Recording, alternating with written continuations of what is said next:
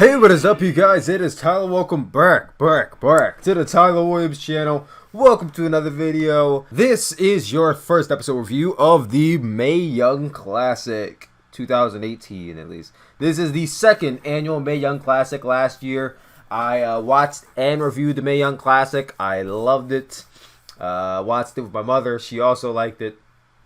She was made a fan out of Shayna Baszler out of that tournament. I was made a fan out of a few women out of that tournament. Very much was looking forward to this one. Had a lot of, had a few names turning up from the first one. A lot of new names to get used to. Some names I've seen before, like Katie Catanzaro and Caitlyn and Rhea Ripley, that I was really excited to see. One of them competed tonight, and I was pretty impressed, if not like completely inspired, but we'll get to that once we get to a match. Anyway, I was really excited for this, and it did not disappoint, especially with the main event. So let's start off with the first match. We had Tegan Nox versus Zatara. I called her Tegan Fox the other day. So, now I know. The match was aight. It was aight. I mean, I thought this match was going to be some blowaway match, especially because of the way they were hyping up Tegan Nox and Zatara. It was probably the most underwhelming of the four matches we saw. But anyway, Tegan Nox, Zatara, like I said, nothing special. Zatara aimed at the knee, that damaged, repaired knee of Tegan Nox throughout the whole match. Tegan Nox, she had some eye moves. She had a big crossbody at the top rope. But other than that, really nothing impressive in this match.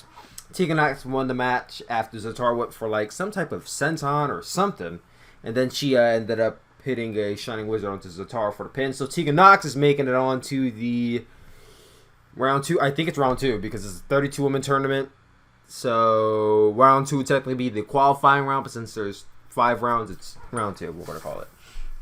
Anyway, Tegan Nox won this match. We don't get on to the next match. MJ Jenkins versus Rhea Ripley. I'm going to kind of zip through these as really there's no story being told. It's kind of just, tournament matches.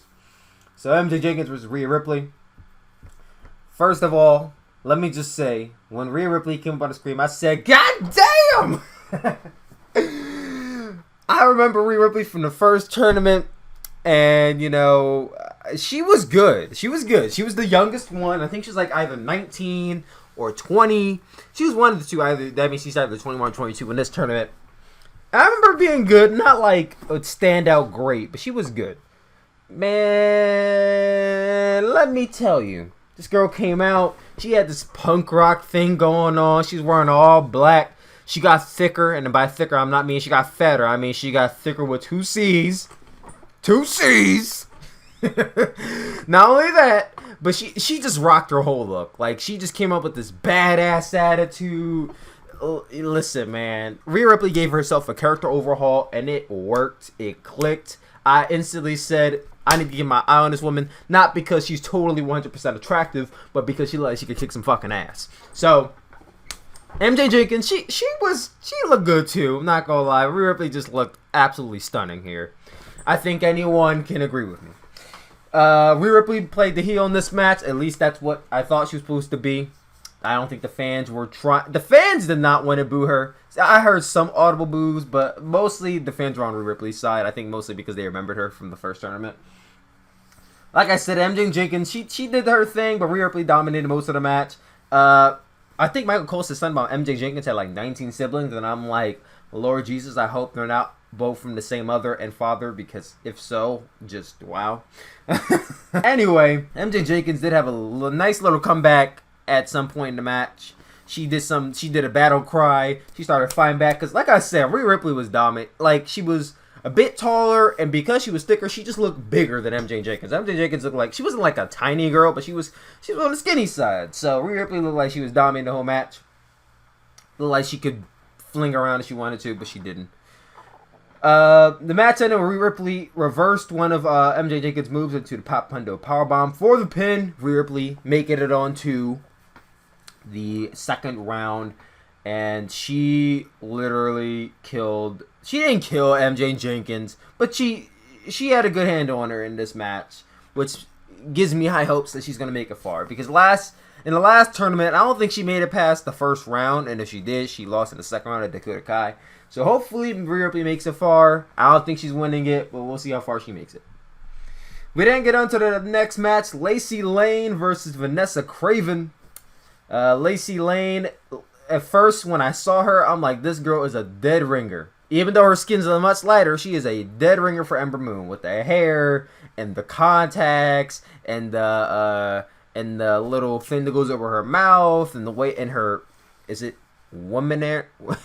is it mannerisms or is it womanerisms? I don't fucking know. Anyway, because 2018 people get offended, like, it's two women in the ring. It's not mannerisms, it's womanerisms. So I'm just trying to be safe here. I don't want to get heckled in the comment section. Anyway, Lacey Lane, Vanessa Craven, a big girl. I mean, not like big in the sense like she's like fat or anything. Once again, but like she's tall. Probably had to be at every bit of 6 feet tall. She was supposed to be in the role of the what was the girl from last year's Mae Young Classic?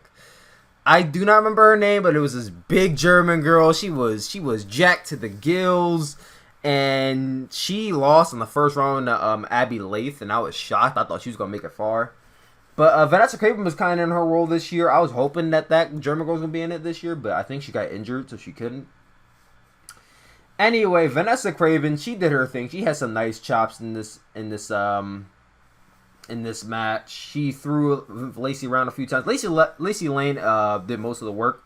Impressed me a lot. She was doing some she didn't do a lot of flips, but she was moving around the ring pretty quickly. A little bit too fast. At one point, she went for a springboard arm drag, and she was doing, you know how sometimes they like to show off when they're on the springboard when they doing some Phoenix. Let's, for instance, Phoenix. He'll be doing some leaps on the top rope, middle rope, top rope, middle rope, top rope, turn around, ricochet off the. She tried doing that and she fell off the rope and hit the apron. And I guess Vanessa tried to sell that as an arm drag, so she kind of fell out of the ring too. And I was like, yeah, it didn't look too good. Anyway, bounced back after that. Lacey went for a springboard, but Vanessa Carter, she put her on the outside rope and chopped her a few times. They hit her with a super kick. I'm sorry if that blew anyone's eardrums. But the finish came when Lacey Lane. Now this is a move I've never seen used as a finisher before, but I was really, really happy that I've seen it used as a finisher at least once.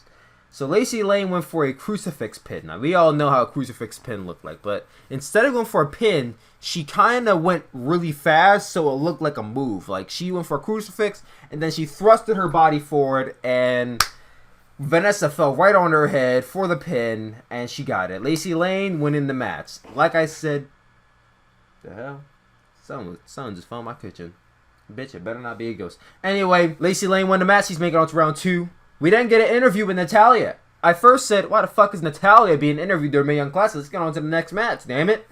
Then I heard a plug for Evolution. I said, it all makes sense. But I said, hurry the fuck up. I want to see a main event. We didn't get on to the main event. This match definitely stole the show. Miko Satomura versus Killer Kelly. Now, I've heard and seen a match from Killer Kelly before, so I knew what I was getting into. Miko Satomura, she's one of those Japanese prodigies. She's one of the masters of Joshi style in Japan. So I'm like, alright, I got my eye on this girl. Well, this lady, this woman, she's experienced. Can't call her a girl. Cole started off this match by saying, it's Miko time! And I said, shut the fuck up, Michael Cole. Like, Cole always have to be ruining shit. Anyway, Miko and Kelly start off the match. Miko instantly was just out there. She hit strike after strike. She started off the match with like two kicks right after the other, but she missed both of them, but it just looked very impressive. Man, she was hitting strikes. She was landing submissions. This girl's 38 years old, moving around the ring like she's like 21. She looked like she did not. My God, this girl impressed me so much. At one point, she went for a springboard. I didn't know what she was going for. She turned the springboard into like an arm drag, then stood right up and took her down, and then went for a Boston Crab and turned that into STF. I'm like, God damn! This girl's good. This woman's good. She impressed. She didn't dominate the match, but she was impressive the whole match. The crowd was by her side, cheering her on. They not to say that they didn't give a shit about Killer Kelly, but they were behind Miko most of the match. Killer Kelly did get in some offense. At one point, she locked in a she got Miko on the top rope. Now, I thought from the positioning, she was about to hit a tiger suplex off the top rope, which if she did, I would have marked the fuck out. And I think that would have been probably the highlight of the entire tournament right there. But she did something even better. She locked Miko in a dragon sleeper on the top rope. And I was like, wow, that is awesome. Now, because she was on the top rope and she was on the rope, she had to get a 5 count for referee. She got up off the count of 4. Still a really cool move, though. She followed that up with a turnbuckle drop kick. Perfectly landed. Miko Satomura, at one point, she hit a beautiful cartwheel double knee right to the back of Kill Kelly. This made me go, they need to sign this. If they have not signed this woman, please sign her. And if Miko, God forbid, Miko and Io Shirai on the same side, I sure the fuck hope they're on opposite sides. Because if Miko makes it to the quarterfinal or final round and we see Miko versus Io Shirai, I will not at all be disappointed. Just this match alone made me want to see Miko Shirai. Yeah, a hybrid between those two women would be amazing too. Wanted me to see her go to the final round, so that should say something. She finished Kill Kelly off with a Death Valley driver for the pin, and Miko Satomura makes it to the second round. And I hope she makes it to the finals. And though I don't think she'll make it to the final, I sure do hope she makes it to at least the semifinals, because she impressed the shit out of me in this first match. You know, I love Asuka. You guys know I do. I'm a big Asuka fan. Not as big as I used to be because they just treat her poorly on SmackDown Live. But I can't sit here and tell you guys that this girl she impressed me in this one match more than Asuka has on the main roster. And that says something. Because Asuka, she's amazing. This girl, this woman right here, oh boy.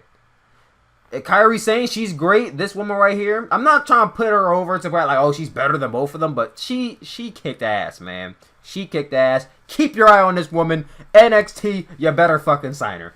And yeah, that was the Mae Young Classic Round 2. Miko Satomura, Lacey Lane, Rhea Ripley, and Tegan Nox make it on to the second round. Thank you all for watching this review of the Mae Young Classic. Make you guys tune in to Round 2 next week. I thought they were going to show all 4 rounds today, but I guess not. So we got to wait till next week for Round 2. Anyway, tune in for that.